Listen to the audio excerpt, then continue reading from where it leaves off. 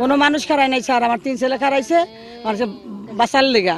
এবার আমার ঘরের লোক আগুন টুগুন লাগাইয়া হ্যাঁ আমার ঘরের মাল চাল লুট করে লয়ে গেছে গা।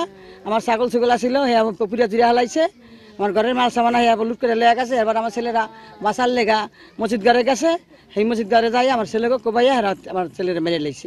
আমার স্বামী, আমার দেওয়ার বাসুর আর দুইটা ছোট ভাই এরা মসজিদে পলাইছিল। এই জায়গায় যাইয়া আমার স্বামী রে, আমার বাসুর রে, 2 বাসুর আর ওই যে ছোট ভাই 3 জন জায়গায় মাইরা লাইছে, আর 2 জন আহত, কঠিন রক্তাক্ত হাড় কাটা জখম। শাহজাহান মুহুরি, তারপর হোসেন হদ্দার, তুরান হদ্দার, আমির হদ্দার ঘরের জিনিসপত্র সব বস্তা বইটা নিয়ে লুটমাট কইরা এরপর আগুন ধরাই দিছে।